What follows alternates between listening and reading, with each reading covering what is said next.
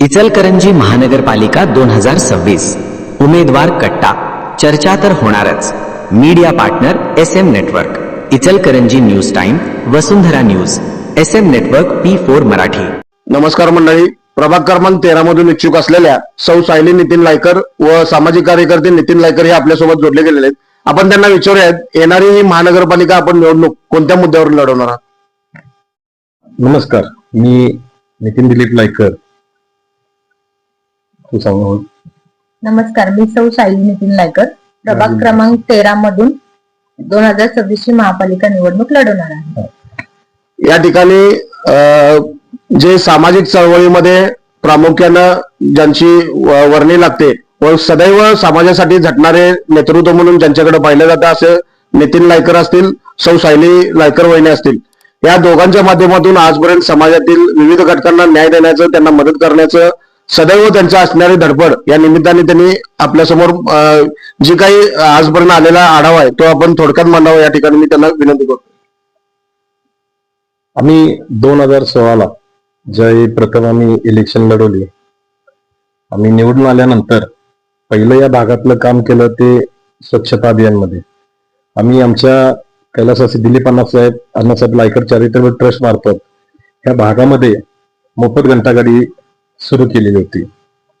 त्यानंतर ह्या भागामध्ये त्यावेळेचे तत्कालीन जे आमदार होते माननीय सुरेश हळवणकर साहेब, त्यांचे 100 कोटीचे जे फंड आलेला, त्यातून या भागामध्ये 2.5 ते 3 कोटी रुपयांचे रस्ते, त्याच्यानंतर काही ठिकाणी गटरी त्या ठिकाणी आपण करण्यात आलेले होते. तसेच ह्या भागामध्ये नागरिकांचा जो मूलभूत गरज आहे ती पाणी, त्या पाणीसाठी आम्ही या ठिकाणी त्या भागामध्ये 6 बोर पाडले होते. आम्ही जे खर्चाच्या पाण्याचा आम्ही जो प्रश्न होता तो कमी करण्याचा प्रयत्न केला होता. तसेच प्रकाश अण्णांच्या म्हणजे प्रकाश अण्णा जे आमदार होते त्यांच्या फंडातून आम्ही या ठिकाणी 3 पाणी फिल्टर योजना मंजूर करून घेतलेल्या. त्याच्यामुळे लोकांचा इथं स्वच्छ पिण्याचा पाण्याचा प्रश्नही आम्ही इथं संपवलेला होता. तसेच ह्या भागामध्ये आम्ही काम करत असताना या भागातील जवळपासच्या परिसरातील 2400 महिलांना आम्ही आमच्या ट्रस्ट मार्फत आणि सायली महिला उद्योग समूहातर्फे आम्ही 2400 महिलांना मोफत मध्ये cooking, catering, beauty parlour course, rexine bag course, designer bag course, संस्कार भारती रांगोळी हे असे आम्ही कोर्सची आम्ही उपलब्धता करून दिली होती. या ठिकाणी राज्यामध्ये व केंद्रामध्ये भाजप सत्ता असताना आणि एकंदरीत इचलकरंजीचे विद्यमान आमदार राहुल आवाडे साहेब यांनी केलेल्या विकास कामाच्या झपाट्यावर आपल्या या प्रभागात काय प्रभाव होईल का? नक्कीच प्रभाव होणार, कारण आमदारांचं जसं काम आहे, ज्या वेगानं काम आहे, त्या पद्धतीचं काम जर इचलकरंजी शहरात झाले तर नक्कीच इचलकरंजी शहर हे प्रगतीच्या मार्गावर असेल. आपला इतका मोठा प्रभाग असताना आपण आपली कॅम्पेन यंत्रणा कशा पद्धतीने आता राबवता? कॅम्पेनिंग यंत्रणा आम्ही ज्यावेळी 2016 पासून आम्ही इलेक्शन लढवले, निवडून आलो, त्याच्यानंतर आमचा कार्यकाल 2021ला संपला.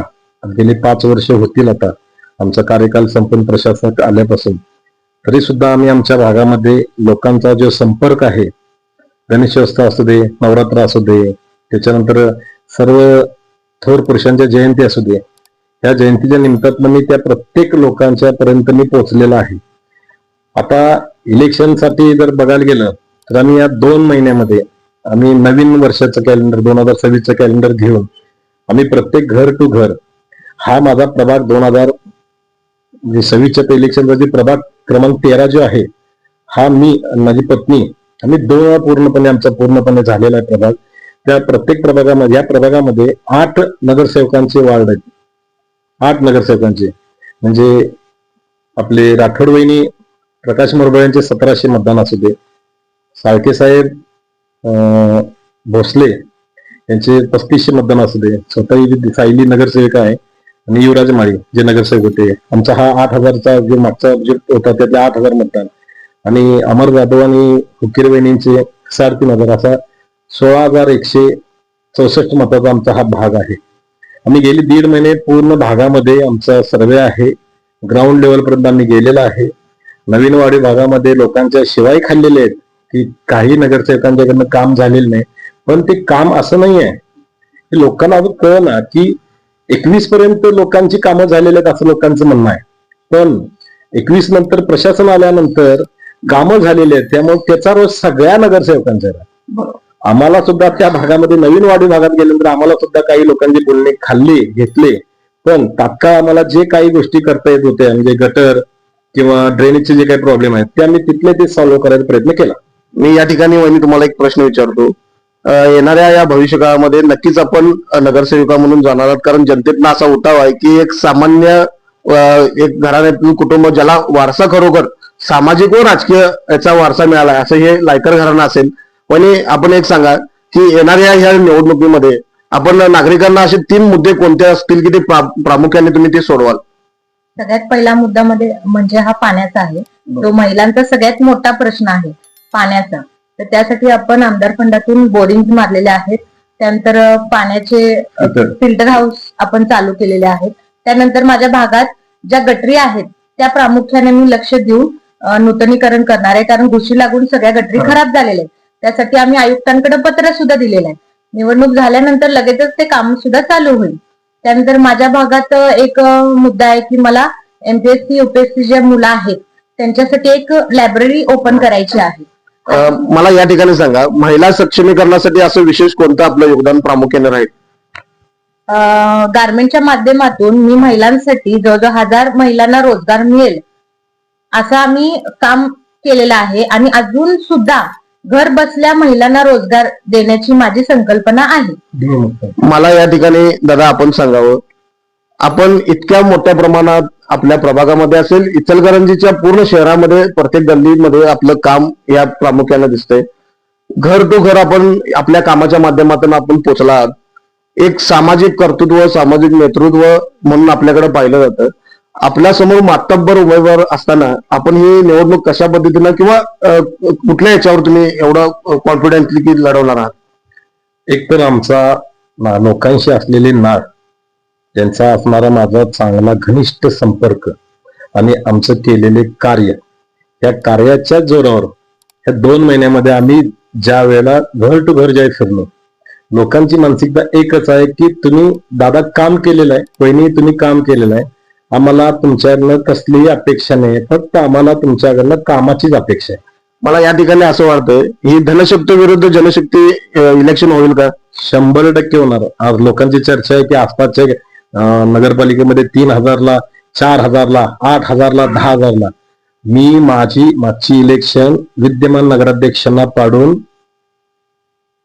आणलेलं आहे. त्यावेळी आम्ही काही नव्हतो, आम्ही फक्त समाजकार्यात होतो.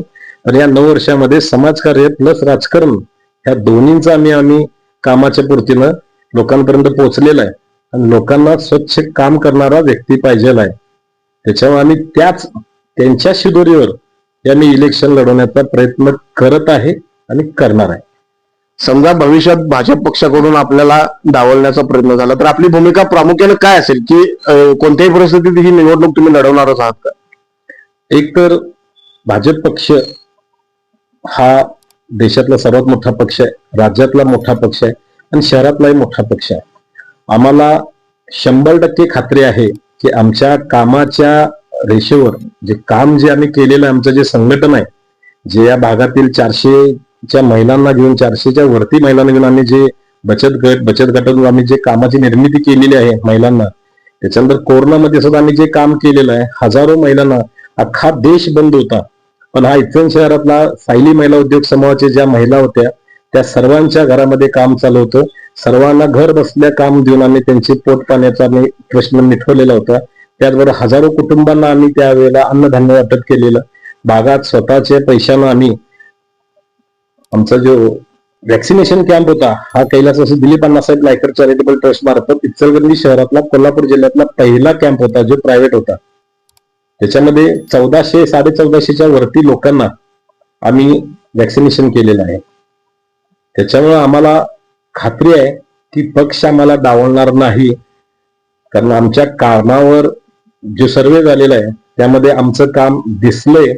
लोकांनी बोलून दाखवलंय की जर सायली वहिनी नितीन नायकरांच्या विरोधात जर किंवा तुम्ही निर्णय घेऊन असं कोणताही निर्णय घेतला तर आम्ही त्यांच्या सोबत राहणार आणि आम्ही ही खात्री आहे आमची यशाची की आम्हाला पक्षाने उमेदवारी दिली तरी आम्ही 4 शीटा निवडून आणणार आणि मोठ्या विक्रमी मतांना आणणार.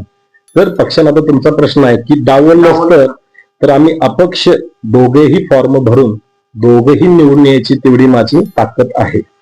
एकंदरीत आपण बघितलं असाल, सौ सायली नितीन लायकर असतील किंवा नितीन लायकर असतील, कोणत्याही परिस्थितीमध्ये समाजाचा व भागाचा विकास आपण या इचलकरंजी महानगरपालिकेमध्ये गेल्याशिवाय होणार नाही अशी खात्री बाळगून येणारी निवडणूक आपण कोणत्याही परिस्थितीत लढवणारच व आपल्या प्रभागाचा विकास कोणत्याही परिस्थितीत करणार अशी चंग बांधणारी आजची हे जोडी आज आपल्याला त्यांनी सविस्तर आपली या ठिकाणी मांडणी केली. दादा, आपण आजपर्यंत एवढं मोठ्या प्रमाणात काम केलं की विविध संस्था विविध संघटनांनी आपल्याला अनेक पुरस्कारांनी गौरवलं आहे. या निमित्तानं आपण थोडक्यात एक छोटस फक्त एक उल्लेख करावा. आता या काही वर्षांमध्ये आम्ही बघितलेलं आहे की पुरस्कार हा देणगी देऊन घेण्यात येत आहे, पण आमच्या कामावरच आम्हाला आजपर्यंत या इचलकरंजी शहराच्या आसपासच्या परिसरातील शेकडो पुरस्कार मिळालेले आहेत आणि मला त्याचा गर्व आहे की ते आम्ही कुठेही पे करून आम्ही घेतलेले नाही, तर आमच्या कर्मावर आणि कर्तृत्वावर आम्हाला आमचे काम उल्लेखनीय काम बघूनच आम्हाला दोघांनाही मिळालेलं आहे. कोरोनामध्ये ज्या वेळेला एवढी महामारी झाली त्यावेळेला भारतामध्ये HDFC बँक जी आहे त्या शाखेतून प्रत्येक शहरातल्या मोठ्या सिटीमध्ये एक नेबरहुड म्हणून हिरोज म्हणून एक पुरस्कार होता. तो इचलकरंजी शहरातला हा एकाच माणसाला नितीन दिलीप लायकरला मिळालेला. ते सुद्धा माझ्याजवळ आहे, सगळे पुरावे आहेत. असं काही नाही आहे की मी तर मुलाखत देताना मी खोटं बोलवले. माझ्यावर पूर्ण डाटा आहे आणि माझ्या कामाचाही डाटा आहे. जो लेखाजोखा आमचा 24 पानाचा लेखाजोखा आज गेली महिना झाला नागरिकांच्या घरापर्यंत पोहोचलेला आहे. त्यामुळे नागरिकांच्यातून एक आवाज आहे की सायली बहिणी, नितीन दादा, तुम्ही काहीही नाही, तुम्ही निवांत राहा, निश्चिंत राहा. आम्हाला तुमच्याकडनं पैशाची अपेक्षा नाही आहे, पण तुमच्या कामाचं संघटन आम्हाला माहित आहे, तेव्हा आम्ही तुमच्या सोबत आहोत. आपण या ठिकाणी बघितलं असाल, कोणत्याही परिस्थितीमध्ये ही निवडणूक आपण लढवणारच असा चंग मांडलेली आजचे लायकर बंधू आज आपल्याला या ठिकाणी सगळे दिसलेत. मी येणाऱ्या या पुढील वाटचालीसाठी आमच्या चॅनलच्या वतीने तुम्हाला खूप साऱ्या शुभेच्छा देतोय आणि इथे थांबतोय. धन्यवाद. चॅनेलला सबस्क्राईब